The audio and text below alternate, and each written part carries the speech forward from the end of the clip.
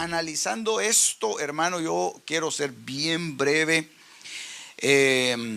causa del tiempo, pero en Apocalipsis capítulo número 14 encontramos nosotros ciertas marcas, es decir, temas que son sobresalientes, diría yo, que sobresalen en ese capítulo, aunque así lo mira uno, pero tal vez el Señor en alguna cosa que uno pasa ahí como desapercibida, tal vez hay una grandeza mayor, ¿verdad?, de lo que nosotros ponemos aquí, pero por lo menos estos 7 grandes rubros son los que se logran ver en Apocalipsis capítulo número 14. Lo primero es que se ve que hay 144,000 personajes que están sobre el monte de Sión.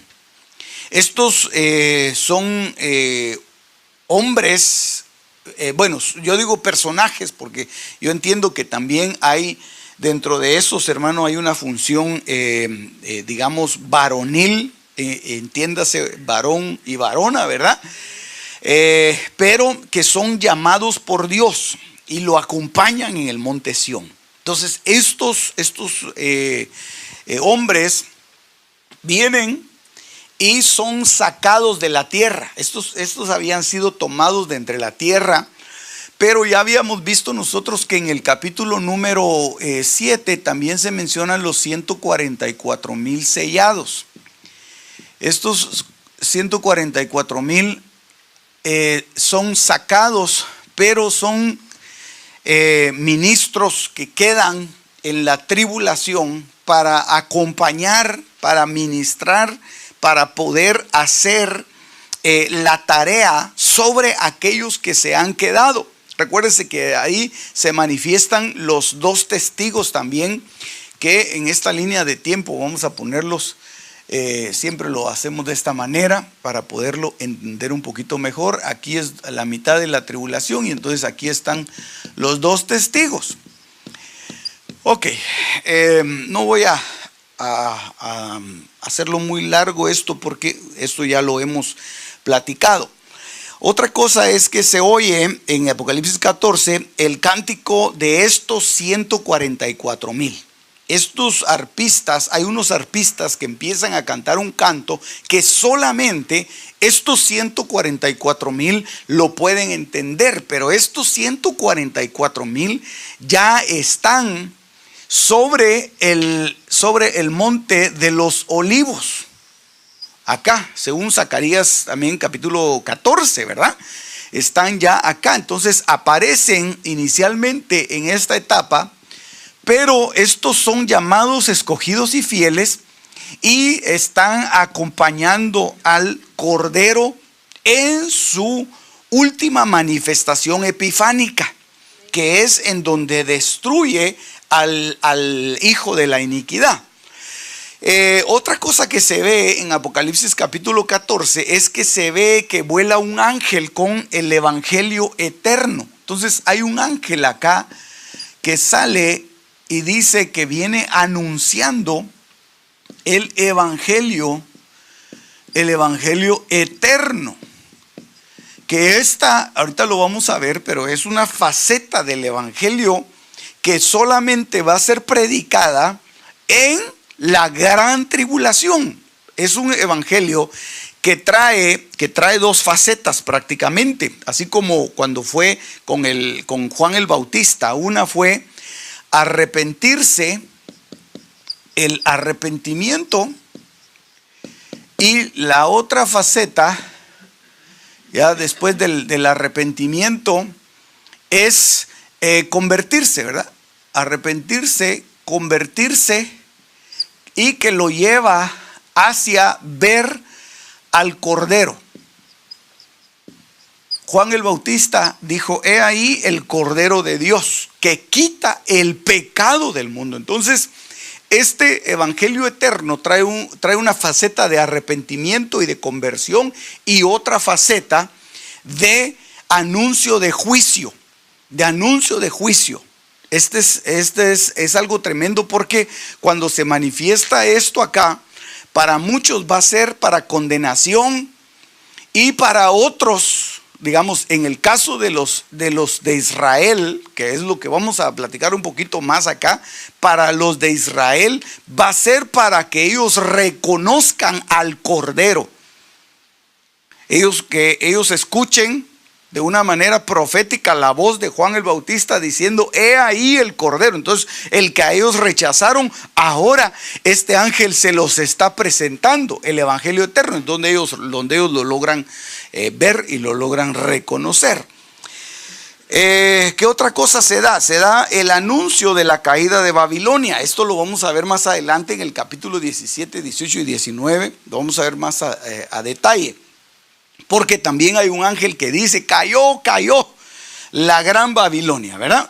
Pero esto se ve más detenidamente en los capítulos posteriores. Se manifiestan también los adoradores de la bestia.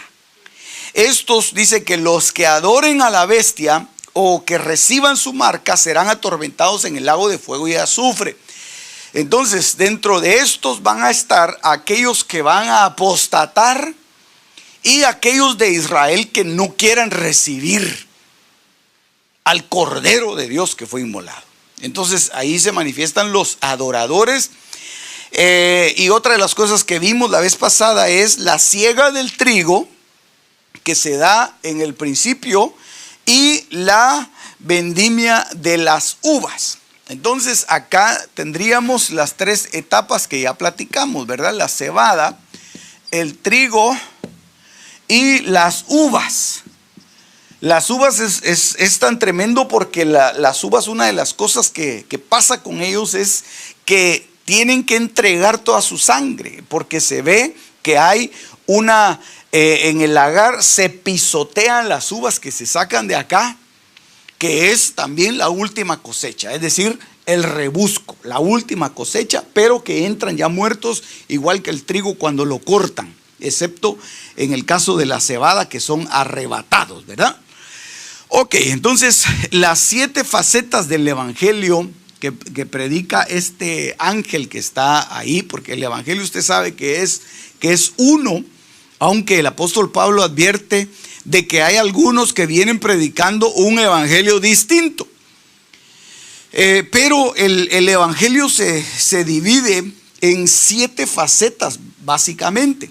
Mateo capítulo 4, verso 23, habla de un evangelio del reino. Un evangelio del reino. Este evangelio del reino fue predicado a Israel. Es decir, fue preparado para que Israel tomara posesión del reino, pero ellos lo rechazaron. Ellos rechazaron esa oportunidad que les traía este evangelio. Y entonces lo que sucedió es que se abrió la puerta a la gentilidad. Y entonces cuando se abrió la puerta a la gentilidad, entonces ellos sí recibieron el evangelio. Ellos recibieron el evangelio. En Marcos capítulo 1, verso 1 dice que hay otra faceta que es el evangelio de Jesucristo. Ahora ve aquí. Aquí están los gentiles, la época de los gentiles, que se va a terminar en el momento en el que se cierra el paréntesis de salvación para los gentiles. Digamos, Israel estaba antes que ellos o que nosotros, pero ellos fueron dejados en pausa. Cuando ellos fueron puestos en pausa, entonces entró la plenitud, y por eso es que dice que hasta que entre la plenitud de los gentiles. Entonces el evangelio que nosotros recibimos, hermano, es un evangelio tan amplio, tan grande, que nosotros donde lo pudimos visualizar es a través de Jesucristo, porque Él dijo: yo soy la puerta, el que por mí entrare, entrará y saldrá. El que por mí entrare será salvo. Entonces ese es el evangelio que nosotros recibimos. Ellos no lo pudieron ver de esa manera, aunque para ellos hubiera sido glorioso, porque eso los hubiera trasladado directamente al reino. Pero ellos no lo recibieron. Gloria a Dios por eso, porque si no, a nosotros se nos hubiera cerrado la puerta también, ¿verdad? Aunque bueno, no sé, Dios haría algo. No sé eso, hermano. En el libro de Hechos, capítulo 20, verso 24, se le llama el evangelio de la gracia de Dios. El evangelio de la gracia, que es otra faceta del evangelio. Un día tendríamos que hablar de cada una de estas facetas, ¿verdad? ¿Qué es lo que trae? Otro es el evangelio de la paz. Romanos capítulo 10, verso número 15. El evangelio de la incircuncisión, que es Gálatas capítulo 2, verso 7. Por eso es que ellos no entendieron, hermano, el evangelio del reino, porque el evangelio del reino era demasiado grande para lo que ellos tenían pensado en su mente. Ellos todavía estaban amarrados a su ley, y en la ley decía que había que circuncidarse, y tanto fue el problema con los judíos que aún el apóstol Pablo tuvo que circuncidar a Timoteo para que lo pudieran recibir en las iglesias de los judíos. El evangelio de Dios, que ese es 1 Tesalonicenses capítulo 2, verso 9. Y lo que hablamos acá, que se le llama el evangelio eterno, que es para predicación de arrepentimiento, conversión y juicio. Amén. Yo voy un poquito rápido, pero usted las pesca así en el aire, en el nombre de Jesús. Así es, muy bien. Entonces, el evangelio eterno es la predicación en la tribulación. Mire, es tan tremendo porque cuando Jesucristo dice que bajó a las profundidades de la tierra y predicó a los espíritus encarcelados, entonces ese fue digamos, él llevaba un evangelio, pero preparado específicamente para que los que estaban allá abajo pudieran oír y pudieran ver al Cordero. Pudieran ver al Cordero a través del evangelio eterno. Ellos venían predicando o venían ejecutando corderos, pero ellos no sabían qué representaba eso. Para ellos era solamente una figura, para ellos solamente era un rito, era una ordenanza que estaba escrita en la ley. Pero cuando vino Cristo, entonces vino el cumplimiento, como diciendo: he aquí el Cordero. Ese es el Cordero de Dios, el que quita todos los pecados del mundo. Entonces, pero ese evangelio no lo conocían los antiguos, por eso hubo necesidad de ir a predicarles, y Cristo mismo fue y predicó. Ese es un verso que está en Efesios 4 y en 2 de Pedro también, 1 de Pedro 3, 18 y 19. Este verso no se lo leí, ahorita se lo voy a leer. Mire, Apocalipsis capítulo 14, verso 6. Vi otro ángel volar en medio del cielo que tenía el evangelio eterno para predicarlo a los moradores de la tierra y a toda nación y tribu y lengua y pueblo, diciendo en alta voz: temed a Dios y dadle gloria, porque la hora de su juicio ha venido. Pero se da cuenta que la faceta de este evangelio no es una faceta como la que venía predicando el evangelista Juan. Juan predicaba el arrepentimiento. Aquí lo que trae este ángel es: temed a Dios y dadle gloria, porque la hora de su juicio ha venido. Entonces viene, hermano, a ejecutar un juicio sobre los pecados. Sobre los pecados. Y por eso es que Israel tiene la oportunidad aquí. Yo te lo voy a explicar. Tiene la oportunidad ahí de recibir perdón y poder entrar en una especie de paréntesis específicamente para Israel, como el que puse aquí. Se cierra el paréntesis de los gentiles, pero se abre el paréntesis de Israel. Y esto no significa, esto no significa que la gentilidad al momento de que estos ya no estén en la tierra va a entrar Israel. No, sino que el asunto es que se recuerda que cuando cuando entran acá los gentiles, estos gentiles que entran a la tribulación y que son la iglesia, estos entran en una calidad de salvos. De salvos. Entonces prácticamente el paréntesis yo lo puse hasta allá, pero el paréntesis se estaría cerrando en el momento en que estos entran a la tribulación, porque ya en la tribulación ya no hay salvación. Entonces ellos se cierra este paréntesis y entonces se abre el paréntesis de Israel. Se abre el paréntesis de Israel y entonces ellos empiezan a entrar y empiezan ellos a recibir al Señor. Empiezan a ver a ellos al Cordero de Dios que fue inmolado y que ellos lo identifican muy bien porque eso es su ley. Ellos lo identifican, este es el Cordero.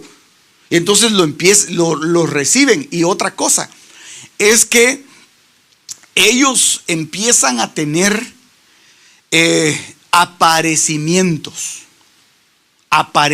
se les empieza a aparecer el Señor a Israel acá y los empieza a congregar, los empieza a llamar, no en una aparición como la que está aquí, porque esa es una aparición para juicio, sino que en una aparición para que ellos empiecen a congregarse, para que ellos empiecen a reunirse y se juntan con la iglesia que todavía está siendo perseguida. Ok, dice Romanos capítulo 11 verso 25 y aquí es donde viene un poco, hermano, el misterio. ¿Qué va a pasar con Israel en la tribulación? Si eso es lo que estamos esperando a ver, ¿verdad? ¿Qué pasa con ellos? Teniendo claro de que en este tiempo ellos tienen la oportunidad de ser salvos a través de la aceptación, digamos, a través del arrepentimiento y la conversión. Entonces eso significa meterse ellos dentro de una entidad que se llama iglesia. Sí, entonces esto es una locura para muchos, sobre todo para los israelitas. Es una locura porque ellos estiman que la iglesia no es prácticamente digamos, lo que ellos esperaban. El Mesías nuestro para ellos no es el Mesías. Entonces es una locura para ellos el poder aceptar eso. Pero los que lo logran recibir, y entiendo yo que hay una iglesia bastante fuerte que lo está aceptando, tienen que entrar bajo ese modelo, que es el modelo de la iglesia, porque el trato de la iglesia es en este tiempo. Ahorita no hay un trato para Israel, ahorita lo que se hace es la unión entre judíos y gentiles. Dice, porque no quiero, hermanos, que ignoréis este misterio, para que no seáis arrogantes en vosotros mismos, que en parte el endurecimiento ha acontecido a Israel. Entonces, miren, no es un endurecimiento completo, sino que es un endurecimiento en parte. Entonces, sí hay una parte del verdadero Israel que se va a suavizar, digámoslo así.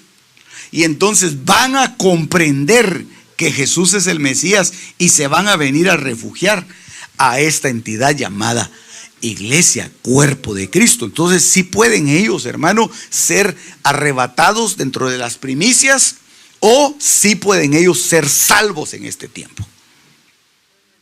Amén. Bueno, en parte el endurecimiento ha acontecido a Israel hasta que haya entrado la plenitud de los gentiles.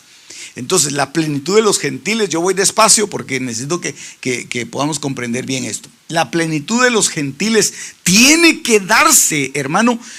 Todos los gentiles que van a ser salvos tienen que entrar. Es como el arca del pacto, como el arca de Noé. que entraron, hermano, y dejaron abierta el arca por 7 días, y entonces entraban todos aquellos que iban a ser salvados de la destrucción. Entonces eso es prácticamente lo que está haciendo ahora. ¿Por qué? Porque Cristo es el arca de nuestra salvación. Y entonces nadie se va a salvar, hermano, si no entra en esa arca. Entonces viene y entonces se salva la iglesia. Viene y se hace la multitud de salvos que se juntan con todos aquellos que estuvieron en el pasado y que ya los estudiamos. Y entra la plenitud de los gentiles. La plenitud. En el tiempo de los gentiles se ensancha de tal manera la carpa de los gentiles que entran debajo de esa cobertura los judíos también. Tremendo esto, hermano. Entonces dice, y así todo Israel será salvo. Entonces esto hay que explicarlo. Porque dice, como está escrito, de Sión vendrá el libertador que quitará de Jacob la impiedad. Entonces, todo Israel que se logre cobijar y que logre entender esto, porque esto lo dejó bien claro el apóstol Pablo, hermano, cuando habló de todo Israel, porque es que aquí es donde muchos dicen, ya ve, todos los israelitas se van a salvar, pero ya el apóstol Pablo había establecido ese criterio. Acá le voy a leer ahorita Romanos capítulo 9, pero antes le voy a leer esto, Romanos 11:5. Así también aún en este tiempo ha quedado un remanente escogido según la elección de gracia. Entonces ese es un remanente que queda de los israelitas, pero este remanente pertenece a aquellos que son de la fe. Los convertidos, salvos.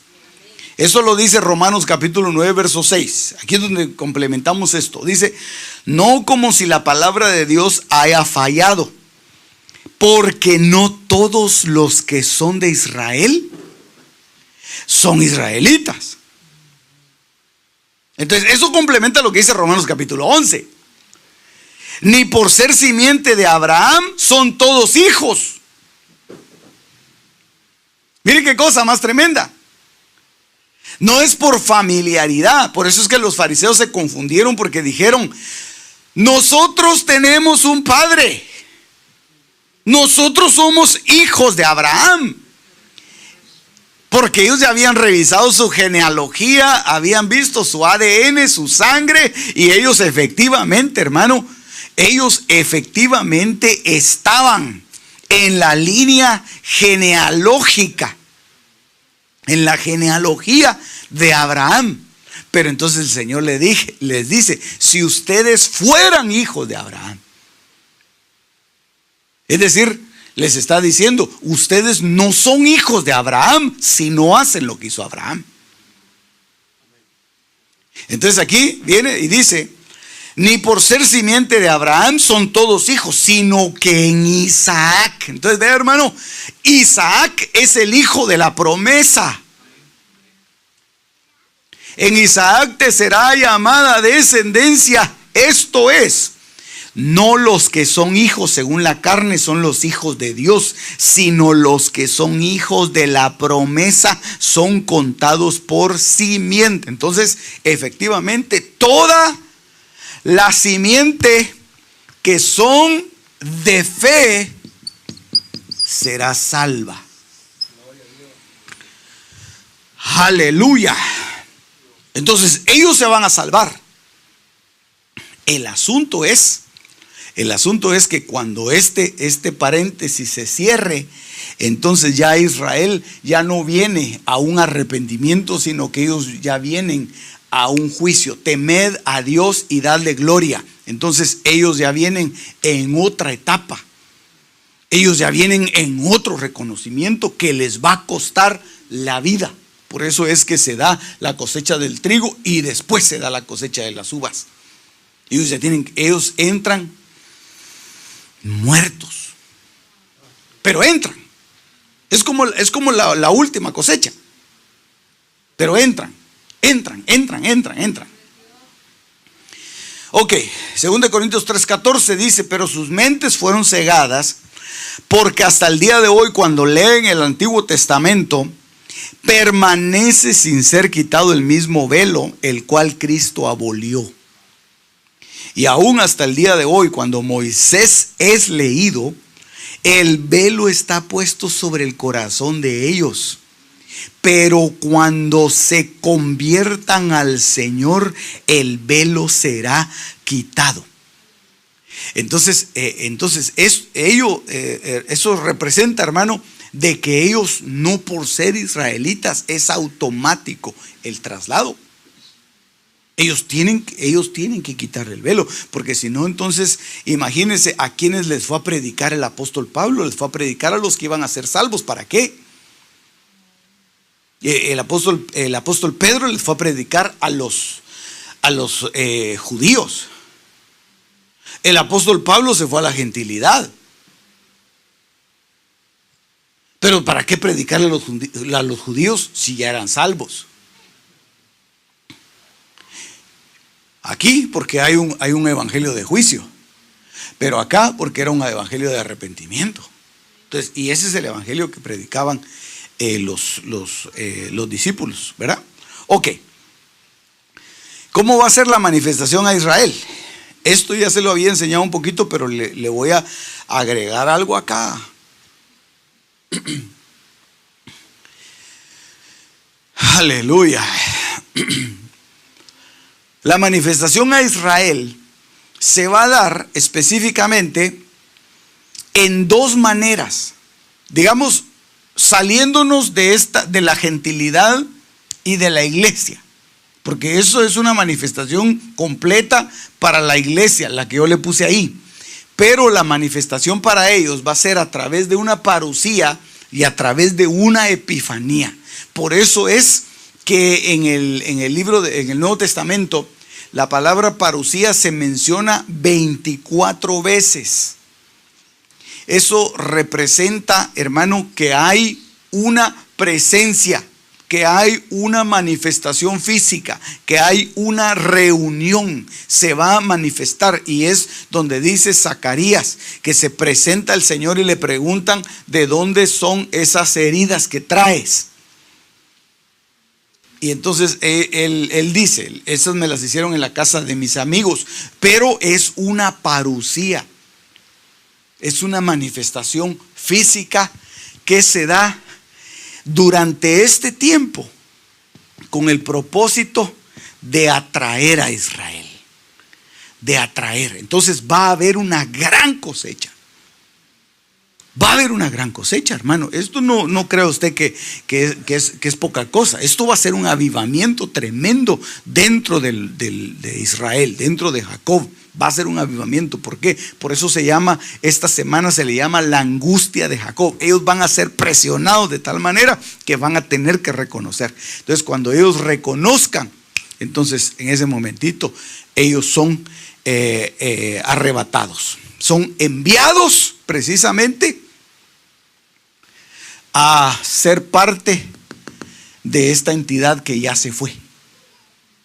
No son estos, la entidad que ya se fue y que se recuerda que la pusimos, que se iba en los cielos, ¿verdad?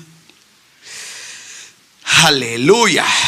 Muy bien. Entonces ahí, eso ya se lo había explicado, lo que es el Apocalipsis, por eso es que no se lo repito, lo que es la parusía y lo que es la epifanía. La epifanía se da en este momento, la última epifanía se da en este momento, cuando hay una venida manifiesta del Señor. Ok. ¿Qué otra cosa aquí? El cántico de los 144,000. Tengo unos minutos, ahorita se lo voy a explicar rápidamente. Mire, el cántico de los 144,000, y creo que ya lo habíamos platicado un poco también. Para entrar al cántico de los 144,000, tenemos que entender la figura de Moisés. Mire, Moisés, hermano, aparece en todos lados.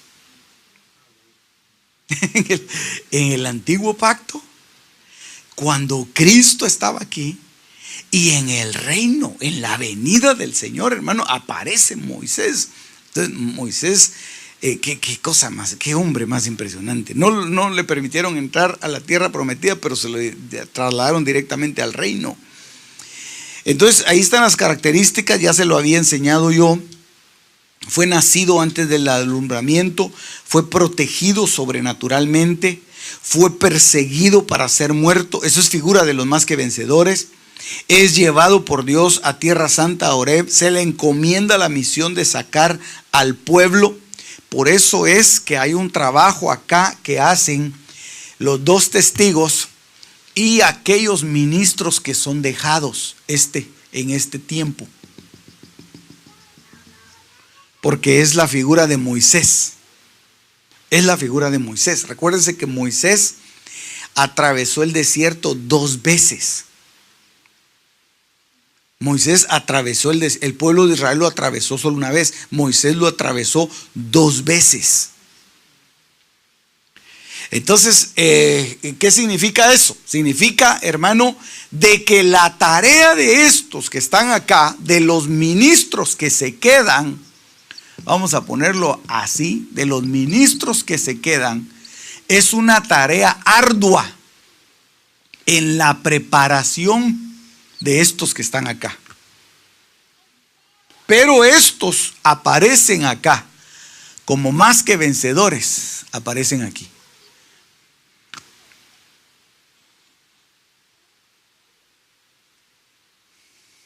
Y eso ya vimos, las características de los 144,000. Bueno, eso está en Mateo 25, las vírgenes, ¿verdad? Se le encomienda la misión, trabaja junto con Aarón, trae las primeras plagas sobre Egipto, lleva al pueblo, y eso es una de las cosas que hay que ver. Cuando aparece Moisés, aparecen las plagas. Ese es en Apocalipsis capítulo 15, ya aparecen las plagas.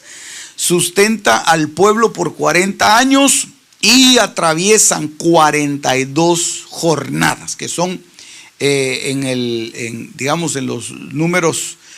En la numerología bíblica, estos son 42 que representan meses, que son 1260 días, o sea, 3.5 años. Ok, vea esto. Los 144,000 y Moisés, ¿por qué? Porque ellos cantan el cántico de Moisés. En el cielo se canta el cántico de Moisés. Apocalipsis capítulo 15. Son rescatados de la tierra. Moisés, por eso se llama Moisés, Éxodo 2:6, sacado de las aguas. Tienen un sello en la frente. Recuérdense, Moisés hablaba con Dios cara a cara, su rostro resplandecía, tenía una marca en su cara. No se han contaminado con mujeres, son castos. Cuando él es llamado a ser libertador, se separa de su esposa por un tiempo. Y esto es una de las cosas que le preguntaron a David cuando él quería comer de los panes. Si los jóvenes se habían guardado de tener relaciones con mujeres, y él dijo sí, los jóvenes se han guardado, entonces pudieron comer de las cosas santas. Siguen al Cordero por donde quiera que va. Eso lo demostró Moisés en el desierto. Ahí está Números capítulo 9, verso 17. Son primicias para Dios. Éxodo capítulo 7, verso 1. Ahí recuérdense que Aarón era mayor, era 3 años mayor que Moisés. Pero cuando lo llaman, lo ponen sobre Aarón. Entonces lo convierten a él en primicias. Es como cuando están dándole la bendición a los hijos. Le dicen a Rubén, tú eres el primero, el principio de mi vigor, pero no tendrás preeminencia sobre todos. Lo cambiaron de puesto. Entonces a Moisés lo cambiaron, lo subieron y lo hicieron primicias. Están sin mancha. Eso lo hace en Horeb cuando lo purifican frente a la zarza. En su boca no fue hallado engaño. Estos son los 144,000. Y en rojo le puse las características de Moisés. Éxodo capítulo 4, verso 12. El Señor le purifica su boca. Ok. Voy muy rápido, ¿no? Sí, un poquito, pastor, va. Ahí como a 1000 por hora. Bueno, pero el asunto es, hermano, y aquí tal vez voy a hacer una pausa. Quizá voy un poquito rápido, pero el punto de esto es que estos 144,000 de aquí entonan un cántico. Y cuando se van a empezar a dar las plagas, esto es en Apocalipsis capítulo 15, creo que es el primer verso, si no estoy mal, si no lo corrige usted ahí, hay un cántico que es el cántico de Moisés.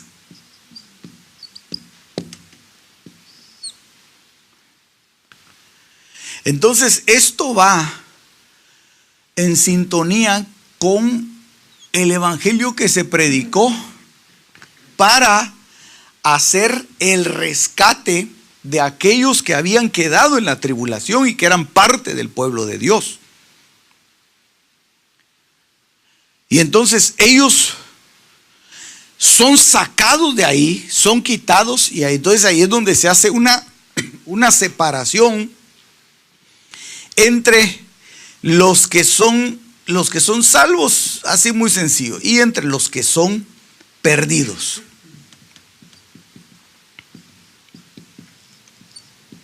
Dentro de estos perdidos están aquellos que adoraron a la bestia. Estos salvos son los que no adoraron a la bestia y que fueron convertidos acá y que fueron arrebatados, fueron llevados. Entonces, cuando termina esta etapa, hermano, aquí termina esto. Entonces, en Apocalipsis capítulo 15 se marca, se hace una marca. ¿Por qué? Porque entonces vienen, por eso es que se canta el cántico de Moisés, y esto es algo que tenemos que ver, pero no lo quiero ver así muy rápidamente, porque si no, no lo vamos a entender. Porque aquí se desatan las plagas. Aquí vienen y se preparan 7 ángeles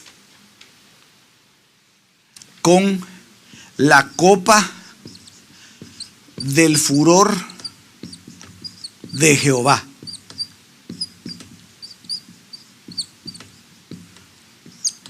Eso es lo que se prepara ahí. Entonces, cuando se prepara esto, entonces empiezan a derramarse las copas, y esas copas van en una íntima relación con lo que hizo Moisés. Por eso, hermano, una de las cosas cuando vimos los 2 testigos, dijimos que había una teoría que decía que uno de los testigos era Moisés, bueno, y otros, ¿verdad? Pero en esa teoría, en esa ponencia, ¿verdad?, de alguien que dijo que Moisés era uno de los testigos, no mucho concuerda, porque Moisés está en otro nivel. Moisés está en otro nivel. Y lo relacionan mucho porque lo que se da aquí con los 2 testigos es similar a lo que Moisés hizo. Pero una de las cosas que no concuerda es que Moisés tiene que morir. Es decir, el testigo tiene que morir, y Moisés ya había muerto. Entonces sería 2 veces muerto. Y eso dice Judas, que esos son desarraigados. Entonces Moisés no entraría dentro de esto. La otra cosa es que estos, es cierto, estos tienen el poder para hacer descender fuego del cielo y hacen muchas cosas, pero nunca va a ser comparable con las plagas que están contenidas en las copas que traen estos 7 ángeles. porque este furor es para todos los moradores de la tierra. Y ahí es donde ya viene el juicio de Dios, el juicio final de Dios. Aquí ya no está, aquí la iglesia ya se terminó. Aquí lo único que queda son algunos que van a ser aprisionados por la bestia y que no han logrado salir de aquí y que van a ser trasladados a una batalla que es la batalla de Armagedón. Que esa batalla de Armagedón se empieza a armar desde el principio de la tribulación.